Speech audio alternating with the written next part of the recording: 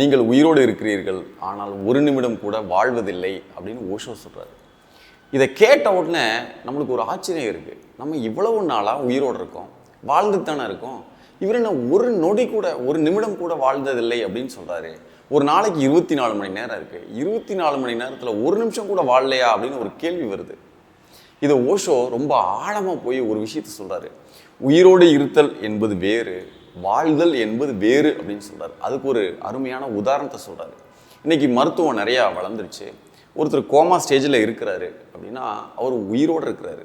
ஆனால் வாழ்கிறாரா அப்படின்னு கேட்டால் நிச்சயமாக இல்லை.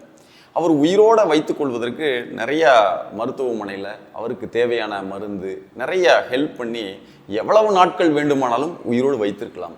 ஆனால் அவரை வாழ்ந்து கொண்டு இருக்கிறாரா அப்படின்னு ஒரு கேள்வி கேட்டால் அது ஒரு கேள்விக்குறி தான். ஞானிகள், உண்மையை உணர்ந்தவர்கள் எல்லாமே இப்படி வேறொரு டைமென்ஷனில் இருந்து தான் வாழ்க்கையவே பார்க்குறாங்க.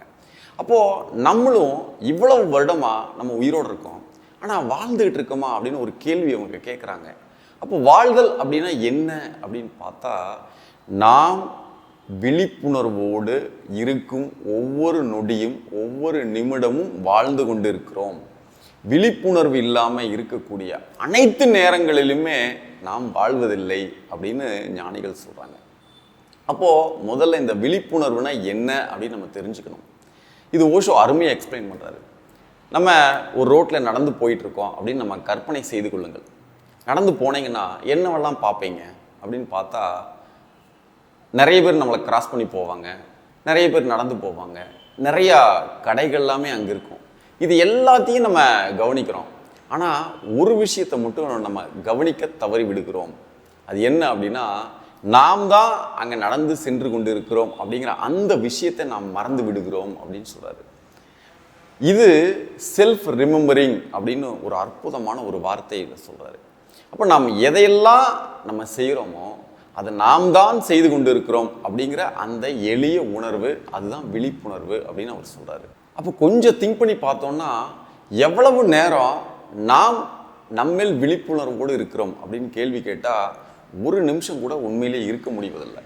ஜஸ்ட் இந்த வீடியோவை பாஸ் பண்ணி வச்சுட்டு நீங்கள் ஒரு நிமிஷம் உங்களை நீங்கள் ஞாபகத்தில் வைத்து கொள்ளுங்கள் அப்படின்னு சொன்னால் 10 செகண்ட் கூட முடியாது.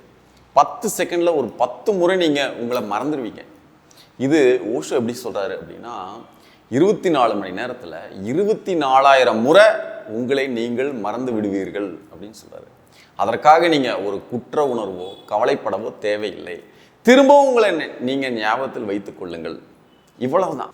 இதுதான் நம்ம ஒரு விழிப்புணர்வோடு வாழும் வாழ்க்கை அப்படின்னு ஓஷோ சொல்கிறாரு. இப்படி செய்து வந்தால் அந்த ஒவ்வொரு நிமிடமும் நாம் விழிப்புணர்வோடு இருக்கிறோம், நம்ம வாழ்கிறோம் அப்படிங்கிற அர்த்தம். இது இன்னும் ஆழமாக பார்த்தோன்னா ஒரு 4 லெவலில் இந்த விழிப்புணர்வை எக்ஸ்பிளைன் பண்ணுறாரு. முதல்ல நம்ம உடலின் மேல் விழிப்புணர்வு. அது எப்படி உடலின் மேல் விழிப்புணர்வு அப்படின்னா, நம்ம ஒரு இடத்துல நடந்து போகிறோம், பாதங்கள் நிலத்தில் படுது, கைகள் அசையுது, நம்ம காட்சிகளை பார்க்குறோம், இந்த பக்கம் அந்த பக்கம் திரும்புகிறோம், உடலில் நிறையா வேலைகள் செய்கிறோம். இப்படி எந்த வேலை எந்த அசைவுகள் உடலின் மேல் இருந்தாலும் கூட அதன் மேல் நான் தான் செய்கிறேன், நான் தான் அசைத்து கொண்டு இருக்கிறேன், நான் தான் பார்த்துக்கிட்டு இருக்கேன், நான் தான் வேலை செய்கிறேன் அப்படிங்கிற அந்த எளிய உணர்வு, அந்த உடலின் மேல் ஒரு எளிய உணர்வு தான் உடலின் மீது விழிப்புணர்வை நம் வளர்த்தி கொள்வது. இப்படி நம்ம செய்து வருவதனால நம்முடைய இந்த விழிப்புணர்வின் ஆழத்தை பொறுத்து, இந்த விழிப்புணர்வின் அதிகமான நேரத்தை பொறுத்து, எந்த அளவுக்கு நம்ம ஒரு விழிப்புணர்வோடு இருக்கிறோம் அப்படிங்கிறத பொறுத்து ஒரு 6-7 நாட்களுக்குள்ள மிகப்பெரிய அதிசயம் ஒன்று உருவாகும்னு சொல்கிறாரு.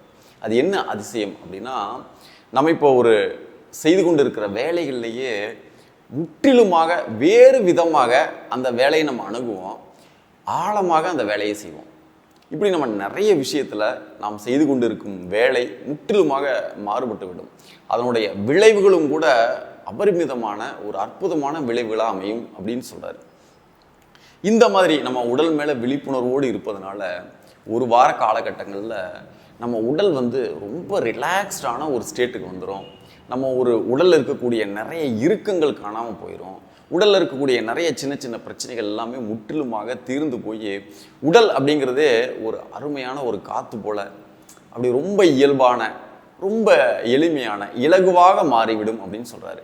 இது உடலின் மேல் விழிப்புணர்வு கொள்வதனால நடக்கும் பயன்கள் அப்படின்னு சொல்லலாம். அப்போ இந்த ரிலாக்ஸ்டான ஸ்டேட் வந்ததுக்கப்புறமா நம் எண்ணங்களின் மேல் விழிப்புணர்வோடு இருக்க வேண்டும் அப்படின்னு சொல்கிறாரு. இந்த எண்ணங்களின் மேல் விழிப்புணர்வு அப்படிங்கிறது நம்ம நிறைய வீடியோக்கள் அதை பற்றி பார்த்துருக்கோம், பேசியிருக்கோம். எண்ணங்கள் நிறைய வரும் போகும், நிறைய வரும் போகும். இது எனக்கு இந்த எண்ணங்கள் வருகிறது, இந்த எண்ணங்கள் போகிறது அப்படிங்கிற அந்த விழிப்புணர்வோடு அதை கவனிப்பது. இதில் நமக்கு நிறைய மன இறுக்கங்கள், மன வருத்தங்கள், கவலைகள், நிறைய விஷயங்கள், தேவையில்லாத நிறைய விஷயங்களுக்கு இப்போ நம்ம செயல்பட்டு கொண்டே இருக்கிறோம். ஒரு எண்ணம் வருது, அதை உடனடியாக நம்ம எக்ஸிக்யூட் பண்ணுறோம். இது எல்லாமே முற்றிலுமாக ஒரு மாறுபாடு அடைந்து நமக்கு உண்மையிலேயே எந்த எண்ணம் தேவை, எந்த எண்ணத்தின் மேலே நம்ம செயல்படணும் அப்படிங்கிற அந்த தெளிவு பிறக்கும். மன இறுக்கம், மனக்கவலை, நிறைய ஸ்ட்ரெஸ்ஸு இதெல்லாமே காணாமல் போய்விடும் அப்படின்னு சொல்கிறாரு. இதுக்கப்புறமா 3வது லெவல், நம்ம உணர்ச்சிகள் மேலே ஒரு விழிப்புணர்வு. நம்ம இந்த எண்ணங்கள் எதனால் தோன்றுது அப்படின்னு பார்த்தோம்னா நம்ம ஆழமான உணர்ச்சிகள் நமக்குள்ளே இருப்பதனால தான்.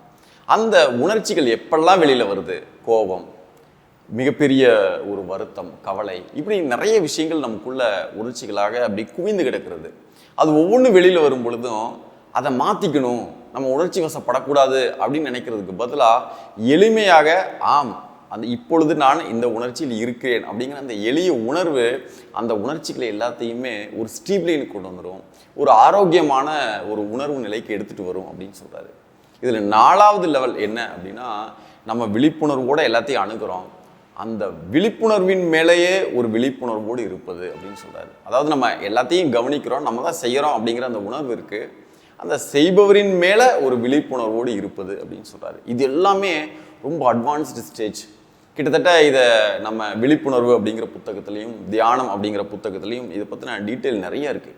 இப்போ நீங்கள் யோசனை பண்ணி பாருங்கள், நீங்கள் இப்படி தான் ஒவ்வொரு நிமிஷமும் வாழ்கிறீங்களா அப்படின்னு உங்கள்கிட்ட ஒரு கேள்வி கேட்டால் இல்லைன்னு தான் நான் பதில் சொல்லுவோம். அப்போ அவங்க சொல்கிறாங்க இல்லையா, ஒரு நிமிஷம் கூட நம்ம வாழ்கிறதில்ல அப்படின்னு, அது உண்மை தானே. அப்போது இன்றையிலிருந்து நம்ம ஒரு சேலஞ்ச் எடுத்துக்கணும். அட்லீஸ்ட் ஒரு நாளைக்கு 1 மணி நேரமாவது முடிஞ்சால் காலையிலேருந்து நைட்டு வரைக்கும் இப்படியே நம்மளுடைய செயல்களின் மேல் விழிப்புணர்வோடு நம்ம வாழ்ந்து வரணும். அப்படி இல்லாட்டி ஒரு நாளைக்கு 1/2 மணி நேரமோ 1 மணி நேரமோ ஒதுக்கி இந்த 1 மணி நேரம் நான் என்ன செஞ்சாலும் நான் தான் செய்கிறேன் அப்படிங்கிற அந்த உணர்வோடு நான் செய்யணும் அப்படிங்கிற ஒரு முடிவுக்கு வாங்க. ஓரிரு வாரங்கள் இதை ப்ராக்டிஸ் பண்ணிவிட்டு என்ன எக்ஸ்பீரியன்ஸ் கிடைக்குதோ அதை நீங்கள் கமெண்ட்டில் சொல்லுங்கள். இதே விஷயத்தை பகத்தருடைய அணுகுமுறை வேறொரு டைமென்ஷனில் இருக்கும். அவர் என்கிட்ட கேட்ட ஒரு கேள்வி, முத்துக்குமார் நீங்கள் இருக்கிறது உங்களுக்கு தெரியுதா அப்படின்னு ஒரு கேள்வி என்கிட்ட கேட்டார். இருக்கிறது எனக்கு தெரியுதா அப்படின்னா நான் இருக்கிறேன்ல அப்படிங்கிறத பதில் தான் இருந்துச்சு. சரி, இப்போ நான் கேட்பதுனால நீங்கள் சொல்கிறீங்க, இதற்கு முன்னாடி எப்போ உங்களுக்கு தெரிஞ்சுது அப்படின்னு ஒரு கேள்வி கேட்டார். அது பல வருடங்கள் இருக்கும் மேபி. அப்போது அவர் என்கிட்ட சொன்ன ஒரு விஷயம் என்னென்னா, இப்போ நீங்கள் உங்களை கிள்ளி பார்த்துக்கோங்க அப்படின்னு சொன்னார். கிள்ளி பார்க்கும் பொழுது இப்போ இருக்கிறீங்கள, இப்போ இருக்கிறீங்க அப்படிங்கிற உணர்வு இருக்குல்ல, இந்த உணர்வோடு நீங்கள் எப்பொழுதுமே இருக்கணும். இப்படி இருந்தால் இதுதான் வாழ்க்கை, இதுதான் வாழ்வு, மீதி எல்லாமே மரணம். நீங்கள் உங்களை இழந்து தான் நீங்கள் வாழ்ந்து கொண்டு இருக்கிறீர்கள், உங்களை இழந்து தான் நீங்கள் உயிரோடு இருக்கிறீர்கள் அப்படின்னு சொல்லுவார். அப்போது இந்த ஞானிகள், இந்த உணர்வாளர்கள், இவங்க எல்லாருமே இந்த வாழ்வியல் அப்படிங்கிற ஒரு விஷயத்தை முற்றிலும் வேறு ஒரு கோணத்திலிருந்து நம்மளை பார்க்குறாங்க. அப்போ பார்க்கும் பொழுது நீ ஒரு நிமிஷம் கூட உண்மையிலே வாழலை அப்படிங்கிறத அவங்க புரிந்து கொள்கிறார்கள். அந்த ஒரு நிமிஷம் கூட நம்ம வாழலையா, நான் இவ்வளோ நாள் உயிரோடு இருக்கனே, இவர் ஏதோ தப்பாக சொல்கிறாரு அப்படிங்கிற அந்த ஒரு பெர்ஸ்பெக்டிவ் நம்ம அவரை அணுகிறோம். அப்படிங்கும் பொழுது எல்லாமே ஒரு குழப்பமான ஒரு சூழலாக மாறுது. அப்போது இந்த நிமிஷத்துலேருந்து, இன்னையிலேருந்து நீங்கள் ஒரு முடிவு பண்ணிக்கோங்க. தினமும் காலையிலேருந்து நைட்டு வரைக்கும் நீங்கள் செய்வது அனைத்துமே உங்களுக்கு தெரிய வேண்டும். இது நமக்கு நிறைய வாழ்க்கையில் நிறைய வாழ்க்கை சிக்கல்கள், மனசிக்கல்கள் இருந்து நம்மளை ஈஸியாக வெளியில் கொண்டு வந்து விடும். இதுதான் நான் உங்ககிட்ட ஷேர் பண்ணணும்னு நான் நினச்சேன். இது சார்ந்த ஏதாவது விஷயங்கள் இருந்துச்சுன்னா நீங்கள் கமெண்ட்டில் சொல்லுங்கள். மீண்டும் இன்னொரு அற்புதமான வீடியோவில் கூடிய சீக்கிரம் உங்களை சந்திக்கிறேன். அதுவரை நன்றி.